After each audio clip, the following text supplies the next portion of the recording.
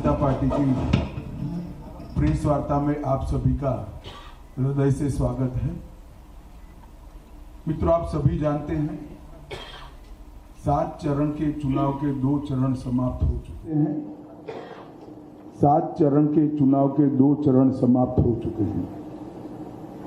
इस 2 चरण में हमारे पार्टी का जो इंटरनल असेसमेंट है, इसके हिसाब से भारतीय जनता पार्टी और हमारे साथी दल मिलकर 100 के बहुत ज्यादा आगे हम निकल चुके हैं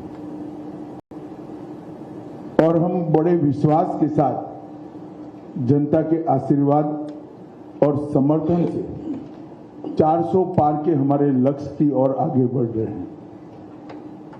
आसाम, बंगाल, उत्तर प्रदेश, मध्य प्रदेश, राजस्थान, छत्तीसगढ़, उत्तराखंड, ये सभी राज्यों में हमें बहुत बड़ी चुनावी सफलता मिलती हुई दिखाई पड़ती है। इसके साथ साथ कर्नाटक, तेलंगाना, आंध्र, केरल और तमिलनाडु, इसमें से कर्नाटक,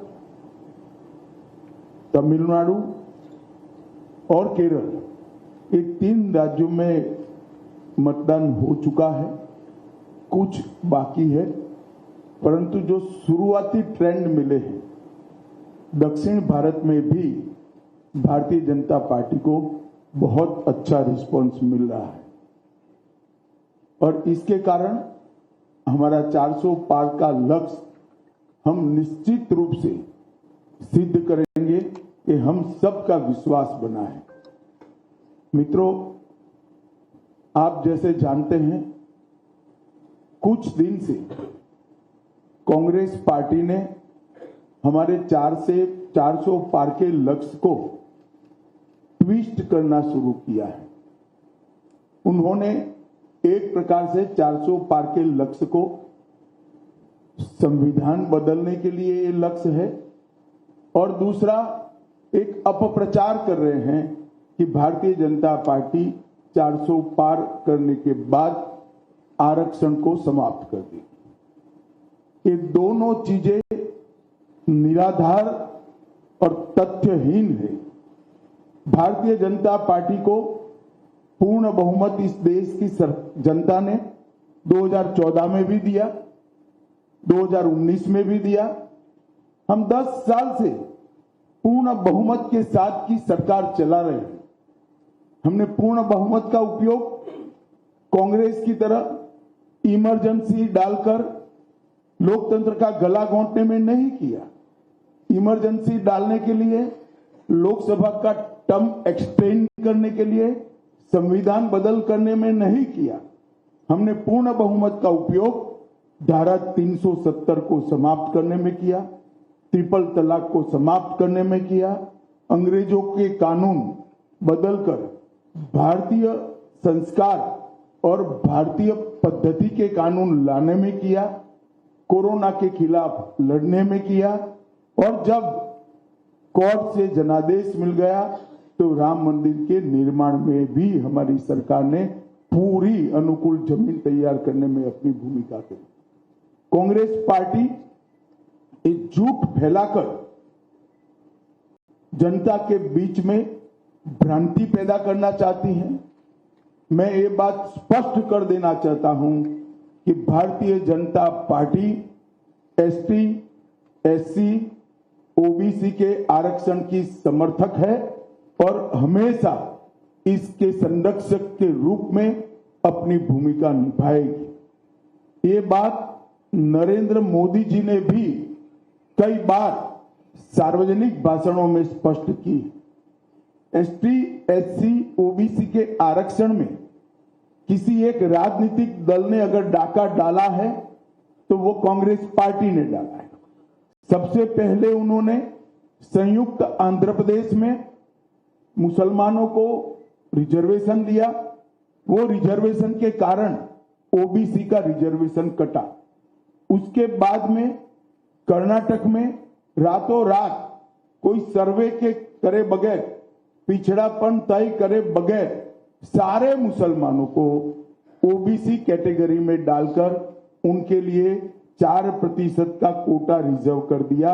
इससे भी पिछड़ा वर्ग का रिजर्वेशन कटा है। भारतीय जनता पार्टी स्पष्ट रूप से मानती है कि धर्म के आधार पर आरक्षण संविधान सम्मत नहीं है, गैर संवैधानिक है, और जब भी इन राज्यों में हमारे पास अधिकार आएगा, हम ये धर्म के आधार पर लादे गए आरक्षण को समाप्त कर कर एसटी, एससी और ओबीसी को हम न्याय दिलाने का काम करेंगे। मित्रों, उनकी हताशा, निराशा इस स्तर पर पहुंच गई है कि उन्होंने मेरा और कुछ भाजपा नेताओं का फेक वीडियो बनाकर सबके बीच में सार्वजनिक की। मुख्यमंत्री, प्रदेश अध्यक्ष, इस कक्षा के व्यक्तियों ने भी इस फेक वीडियो को फॉरवर्ड करने का काम किया। अब स्पष्ट हो चुका है। सौभाग्य से मैं जो बोला था उसका भी रिकॉर्डिंग हुआ था, तो वो रिकॉर्ड हमने सबके सामने रखा। दूध का दूध, पानी का पानी हो गया और आज कांग्रेस पार्टी के प्रमुख नेता क्रिमिनल ऑफेंस को फेस कर रहे हैं। ये जो कृत्य है वो उनकी हताशा और निराशा का द्योतक है। जब से राहुल गांधी कांग्रेस की कमान संभाले हैं, राजनीति का स्तर नीचे नीचे नीचे ले जाने का काम कर रहे हैं और ये इसका चरम है। लोकसभा में चर्चा न हो देना, राज्यसभा में बहिष्कार करा देना, शोर शराबे करना और निराधार झूठ बोलकर प्रजा में भ्रांति फैलाने का काम लगातार उनके नेतृत्व में कांग्रेस पार्टी कर रही है। और मैं मानता हूं कि अब फेक वीडियो सर्कुलेट कर फर्जी टाइप का जन समर्थन प्राप्त करने का ये प्रयास ये बहुत निंदनीय है और भारतीय राजनीति में किसी प्रमुख दल के द्वारा कभी ऐसा नहीं किया गया। भाई और बहनों, मेरी आप सबसे करबद्ध निवेदन है, सत्य को जनता तक पहुंचाइए। जनता को गुमराह जो करना चाहते हैं उनको अपने सिद्धांतों के आधार पर, अपने कार्यक्रमों के आधार पर और अपने घोषणा पत्र के आधार पर चुनाव लड़ना चाहिए।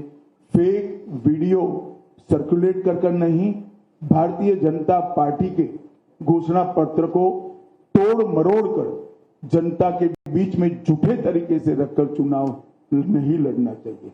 1 मिनट के लिए ये वीडियो, दोनों ओरिजिनल वीडियो और फेक वीडियो मैं आप सबके सामने रखना चाहूंगा। उसके बाद में आपसे सवाल जवाब लेंगे। धन्यवाद। मैं यहाँ कहकर जाता हूँ, भारतीय जनता पार्टी आवाज भाई तो एक गैर संवैधानिक मुस्लिम रिजर्वेशन को हम समाप्त कर देंगे। भाई फिर से करना पड़ेगा, आवाज नहीं है। तेलंगाना के यहाँ मैं यहाँ कहकर जाता हूँ, भारतीय जनता पार्टी की सरकार बनेगी तो एक गैर बंद करो भाई, आवाज ठीक करो। पहले सवाल जवाब कर लेते हैं, बाद में वीडियो दिखाते हैं। वैसे आप सबने देखा हुआ ही है।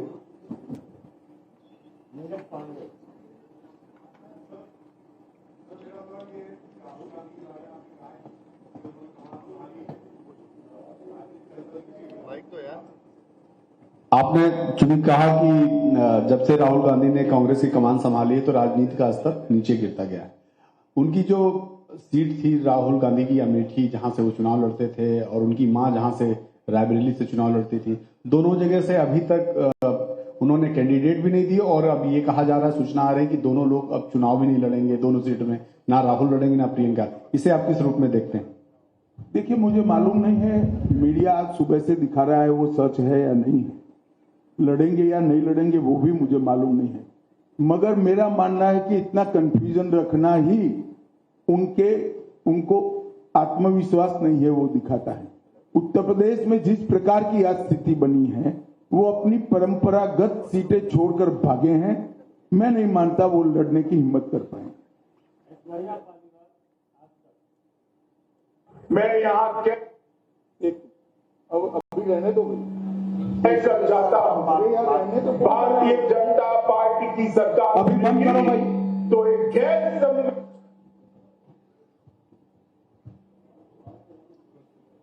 जी अमित जी, कांग्रेस ने कहा है कि वो मुस्लिम पर्सनल लॉ बोर्ड को रिस्टोर करेगी अपने मैनिफेस्टो में। देखिए, कांग्रेस पार्टी शुरुआत से अपीसमेंट की पॉलिटिक्स कर कर अपना बचा खुचा जनाधार संभालना चाहती है, बचाना चाहती है, समेटना चाहती है। पर्सनल लॉ हमारी संविधान सभा ने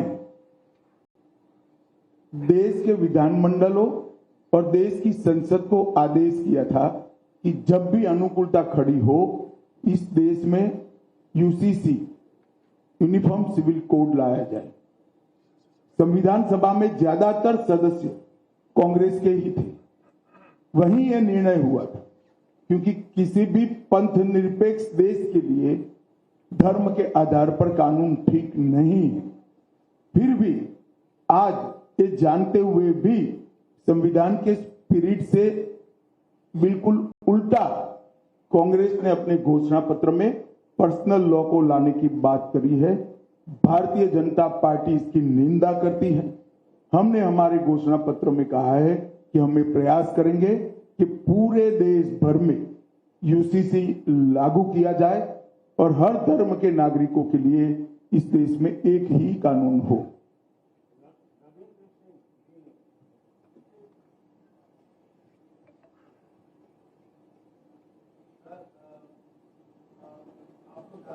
नारा लगा रहे हैं, उसमें लक्ष्य रखे हैं, उसमें कर्नाटक की बात भी आपने कही है। कर्नाटक में आपके सहयोगी जेडीएस के एक नेता रेवन्ना के कई आपत्तिजनक वीडियो का दावा कांग्रेस कर रही है और उसको लेकर आप लोग पर भी आरोप लगा रही है कि उनका बचाव कर रहे हैं। देखिए, श्री रेवन्ना का जो समाचार पत्रों में और चैनलों में चल रहा है वो बिल्कुल आघातजनक है। ऐसा सहन किया ही नहीं जा सकता और भारतीय जनता पार्टी का स्टैंड बहुत स्पष्ट है। हम देश की मातृशक्ति के साथ खड़े हैं, देश की नारी शक्ति के साथ खड़े हैं। नरेंद्र मोदी जी का पूरे देश को एक कमिटमेंट है कि कहीं पर भी मातृशक्ति के अपमान को सहन नहीं किया जाना। परंतु कांग्रेस पार्टी जो हम पर आरोप लगाना चाहती है, मैं छोटी सी बात पूछना चाहता हूं, वहां सरकार किसकी है? सरकार कांग्रेस पार्टी की है। फेक वीडियो आपके ध्यान में ही होंगे क्योंकि टाइम पर रिलीज किए गए हैं और अब तक कार्यवाही कांग्रेस पार्टी ने क्यों नहीं की? कार्यवाही हमने नहीं करनी है। ये लॉ एंड ऑर्डर का इश्यू स्टेट का इश्यू है।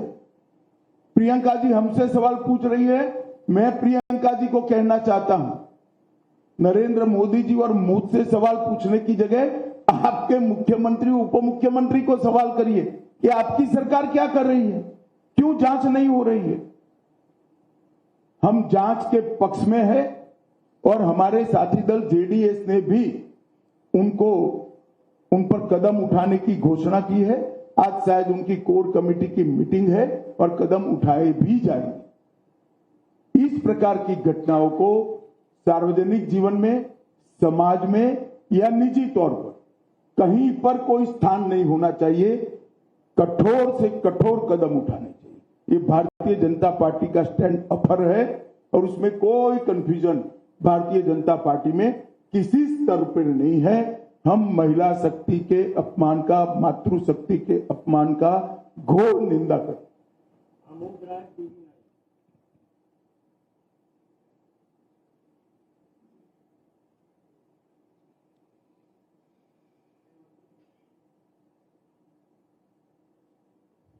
गृह मंत्री जी, एक कांग्रेस में जो सिविल कांग्रेस मैनिफेस्टो में एक बात उठाई गई है कि जो सिविल कॉन्ट्रैक्ट्स है उसमें भी मुस्लिमों को के लिए दिया जाएगा, प्रायोरिटी दी जाएगी। इसको लेकर क्या कहेंगे? देखिए, मुझे लगता है कि कांग्रेस पार्टी जीतने के डेस्परेशन के अंदर सामान्य विवेक भी खो चुकी है। जो कॉन्ट्रैक्ट वो तो कौन फर्स्ट लोएस्ट है, सेकंड लोएस्ट है, इसके आधार पर तय करना चाहिए। किसका काम करने का अनुभव है नहीं है, इसके आधार पर तय करना चाहिए। पास्ट में कैसा काम किया है, इसके आधार पर तय करना चाहिए। अब कॉन्ट्रैक्ट में भी अगर एक धर्म को दाखिल करना चाहते हैं तो मैं कांग्रेस पार्टी को पूछना चाहता हूं कि कांग्रेस के अध्यक्ष के बारे में भी आपकी कोई रिजर्वेशन की माइनॉरिटी की योजना हो तो उसके घोषित कर दीजिए। इतना ही बचा है अब।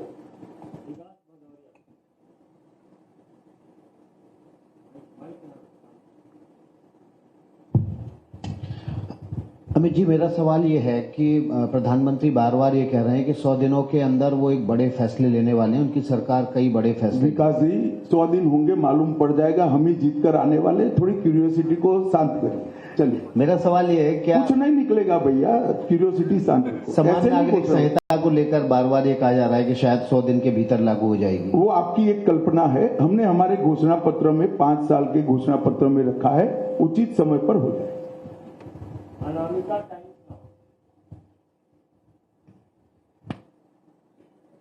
राहुल गांधी बोल रहे हैं कि एक्सरे की बात चल रहा है देश में, जिससे दूध का दूध और पानी का पानी हो जाएगा। इसमें क्या विचार है आपके? देखिए राहुल जी, कुछ भी बोल सकते हैं, कुछ भी कर सकते हैं। गनीमत है कि उनको करने का मौका जनता नहीं देती है और इस बार भी नहीं मिलने वाला है। धन्यवाद। अब शायद वीडियो ठीक से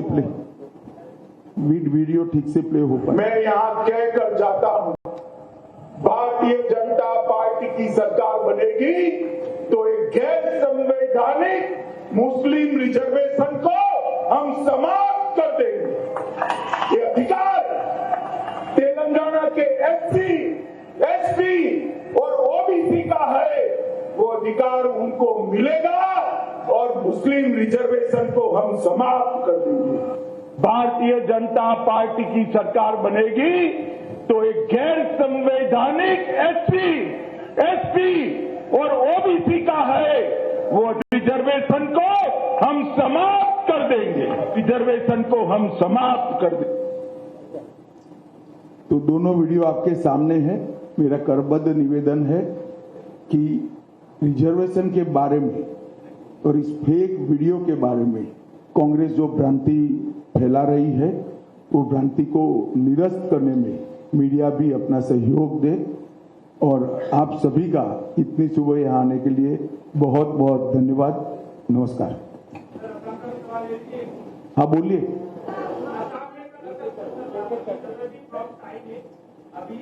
फ्रॉम टाइम है सर, असम में चुनाव अभी 2 चरण का खत्म हुआ है, तीसरे चरण चलेगा। भारी संख्यक माइनॉरिटीज लोगों का ये मतलब सहाय मिल रहा है और नेतृत्व में दिखा जा रहा है। हिमंत विश्व शर्मा जी भी बहुत ही खास तौर से जगह जगह में माइनॉरिटी एरिया में कैंपेन कर रहे हैं और मुस्लिम का भारी तरफ से सपोर्ट मिले। इसका कारण क्या है? देखिए, हम कभी वोटर को माइनॉरिटी मेजोरिटी की दृष्टि से नहीं देखते। हर व्यक्ति भारत का नागरिक है, उसको इसी तरह से ट्रीट करना चाहिए। परंतु मैं इतना जरूर कह देता हूं, आसाम में हम कम से कम 12 सीट जीतेंगे, ये तय है। हमारी पार्टी इसके लिए विश्वास व्यक्त करती है। कम से कम 12 से आगे भी जा सकते हैं। सर, असम की कई कंस्टिट्यूएंसी में आपने भी प्रसार में भाग लिया, कैसा देख रहे हैं आपके हिसाब से? बहुत अच्छा एटमॉस्फेयर है यहाँ। जो शांति मोदी जी प्रधानमंत्री बनने के बाद प्रस्तापित हुई है, जो विकास का वातावरण मिल रहा है, सेमीकंडक्टर के इन्वेस्टमेंट को यहाँ आने से यहाँ के यूथ में काफी उत्साह है। हेमंत विश्व शर्मा जी ने पूरे आसाम में मोदी जी की सारी योजनाओं को नीचे तक पहुंचाया है। ढेर सारे भूमि कब्जा के केसों को रिजॉल्व किया है और आज आसाम की जनता इसके कारण पूरी तरह भारतीय जनता पार्टी के साथ है। और आसाम में हम गत समय की हमारी सीटों में भी बढ़ोतरी करेंगे। हम कम से कम 12 सीट जीतेंगे, 12 से आगे भी जा सकते हैं। अमित भाई, आप लगातार प्रचार में जा रहे हैं और आपकी पार्टी लगातार कह रही कि कांग्रेस है, अपीसमेंट करे। आपने उसके मैनिफेस्टो को भी जिक्र किया, पर विपक्ष के कई नेताओं का यह कहना है कि आप भी तो राम के नाम पे वोट मांग रहे हैं। हमने राम पे नाम पर कभी वोट नहीं मांगा। हमने हमारे समय में राम मंदिर बना वो बता रहे हैं और उन्होंने प्राण प्रतिष्ठा के कार्यक्रम का बहिष्कार किया माइनॉरिटी वोट के डर से, वो बता रहे हैं। वोट देने का काम जनता को करना है। हमारे घोषणा पत्र में राम मंदिर बनना चाहिए और भारतीय जनता पार्टी कानूनी तरीके से राम मंदिर बनाएगी। वो 89 से हम 85 से कह, आज से नहीं कह रहे। और राम की ही कृपा है कि अब घोषणा पत्र में रखने की जरूरत नहीं है, मंदिर बन चुका है। अमित जी, दिग्विजय सिंह कह रहे हैं कि आप उनके बढ़ने की दुआ कर रहे हैं और केजरीवाल की पत्नी कह रही हैं कि जेल में बीजेपी उनके पति को मारने की कोशिश कर रही है। चलिए, ऐसी चीजें आपके अलावा शायद देश में कोई नहीं मानता है। जेल उनके पास है, जेल दिल्ली सरकार आपकी है, आप पार्टी के पास है, जेल का प्रशासन हमारे पास नहीं है। अब उनकी ही सरकार उनको मारने की कोशिश कर रही है तो उनको ही चिंता करनी चाहिए। फिर भी मुझे लिख कर कुछ भेजेगी तो हम कदम जरूर उठाएंगे। धन्यवाद। अमित जी, आखिरी सवाल असम से ही है कि आप लोग कह रहे हैं कि इस बार वोटों में इजाफा हुआ है, वोट सीट का व्यवधान बढ़ेगा इस बार असम में, तो ये लोगों का कांग्रेस के प्रति मतलब खफा कांग्रेस के प्रति है, इसीलिए आपके तरफ रुझाव है या आपके कामों के वजह से? हमें नेगेटिव वोट नहीं मिल रहा है। नरेंद्र मोदी सरकार और हेमंत विश्व शर्मा सरकार के अच्छे कामों के कारण एक मजबूत पॉजिटिव वोट बैंक आसाम में जनरेट हुई है। हमारा पॉजिटिव वोट मिला है, सकारात्मक वोट मिला। चलो भैया, हो गया। चलो, धन्यवाद।